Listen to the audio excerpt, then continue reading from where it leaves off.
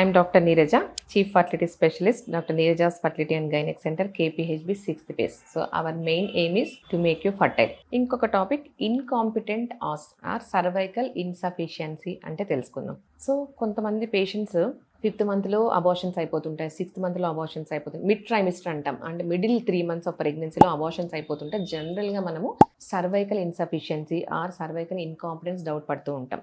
అసలు cervical insufficiency అంటే ఏంటి, సర్వీక్స్ అంటే ఏంటి? సో జనరల్గా మనం ఇది గర్భసంచి అంటాం కదా, దీన్ని యూట్రస్ అంటాం, గర్భసంచి మూతిని సర్వీక్స్ అంటాం. సో జనరల్గా సర్వీక్స్ క్లోజ్డ్ ఉంటుంది. సో ఎంటైర్ ప్రెగ్నెన్సీలో నార్మల్గా కూడా సర్వీక్స్ క్లోజ్డ్ ఉంటుంది. సో ఎప్పుడు ఓపెన్ అవుతుంది? మనకు డెలివరీ జరిగేటప్పుడు ఆ పెయిన్స్ వల్ల ఇది స్లోగా ఓపెన్ అవ్వడం, ఫుల్ ఓపెన్ అయ్యి బేబీ డెలివరీ అవ్వడం జరుగుతుంది నార్మల్ డెలివరీలో. సో కొంతమందికి ప్రెగ్నెన్సీలో వేరే కాంప్లికేషన్స్ వల్ల, వేరే ప్రాబ్లం వల్ల ముందుగానే ఓపెన్ అయిపోతుంది. దాన్ని మనం సర్వైకల్ ఇన్సఫిషియన్సీ అంటాం. సో జనరల్గా సర్వైకల్ లెంత్ మనకు 2.5 centimeters to 3 centimeters ఉంటుంది. సో ఒక్కొక్కసారి లెస్ దాన్ 2 centimeters ఉంటే షార్ట్ సర్వీక్స్ అంటాం. ఈ షార్ట్ సర్వీక్స్ జనరల్గా ఇన్కాంపిటెంట్ ఉంటుంది, ముందే ఓపెన్ అయిపోవడం, మిడ్ ట్రైమిస్టర్ అంటాం, 4th, 5th, 6th monthలో డెలివరీ అవ్వడం జరుగుతూ ఉంటుంది. అదొక రీజన్. ఇంకొక రీజన్, మామూలుగా గర్భసంచి మనకు సింగిల్ టర్మ్ ప్రెగ్నెన్సీ అంటే ఒక బేబీ హ్యాండిల్ చేయడానికి కెపాసిటీ ఉంటుంది.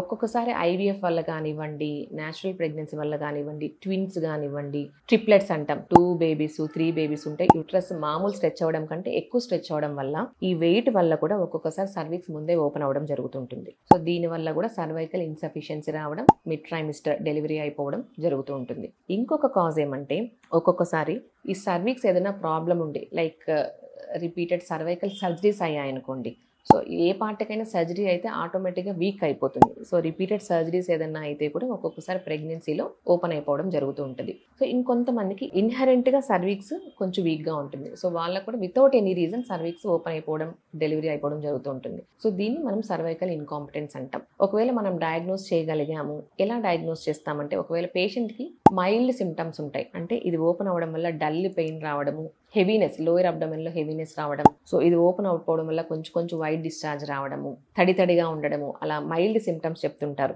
లో బ్యాక్ ఏక్ చెప్తుంటారు. సో ఈ వేగ్ సిమ్టమ్స్ కాబట్టి ఒక్కొక్కసారి మనం మిస్ చేసే అవకాశాలు ఎక్కువ ఉంటాయి. సో ఒకవేళ డయాగ్నోస్ చేస్తే మనం స్కాన్ ద్వారా డయాగ్నోస్ చేయొచ్చు. ట్రాన్స్ వెజినల్ అల్ట్రాసౌండ్ కానివ్వండి, ట్రాన్స్ అబ్డామినల్ అల్ట్రాసౌండ్ కానివ్వండి, సర్వైకల్ లెంత్ ఎంత ఉంది, ఓపెన్ అయిందా, ఎంత ఓపెన్ అయింది, ఎంత డయామీటర్ ఓపెన్ అయింది, ఆల్మోస్ట్ డెలివరీ అయ్యే ఛాన్సెస్ ఉందా, అవన్నీ మనకు డీటెయిల్ ఇన్ఫర్మేషన్ స్కాన్లో తెలుస్తుంది. ఒకవేళ సర్వైకల్ ఇన్కాంపిటెన్స్ ఉంటే ట్రీట్మెంట్ ఎలా ఉంటుంది? దీనికి మనం సర్వీక్స్ దగ్గర స్టిచ్ అని వేసేస్తాం. సో ఇక్కడ ఏదైతే సర్వీక్స్ ఉంటుందో, మనకి ఏదైనా డౌట్ ఉన్నప్పుడు ఐవీఎఫ్ ప్రెగ్నెన్సీస్లోను, లేకపోతే ట్విన్స్ కానీ మల్టిపుల్ ప్రెగ్నెన్సీస్ కానివ్వండి, సర్వీక్స్కి ఏదైనా సర్జరీస్ అయ్యాయి, వీళ్ళకి మనము ఇట్లా మిడ్ ట్రైమిస్టర్ ఇన్కాంపిటెన్స్ వల్ల డెలివరీ అవుతుంది, ఒకవేళ మీరు ముందే డౌట్ పడితే మాత్రం సర్వీక్స్కి స్టిచ్ చేసేస్తాం అనమాట. So it's very day care procedure. Maximum 1 day admission ఉంటుంది.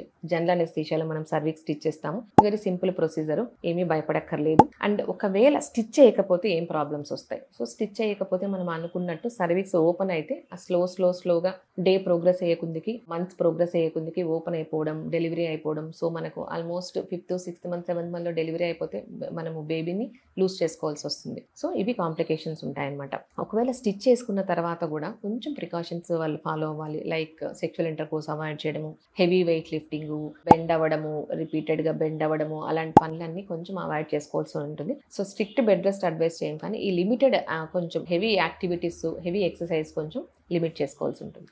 Thank you.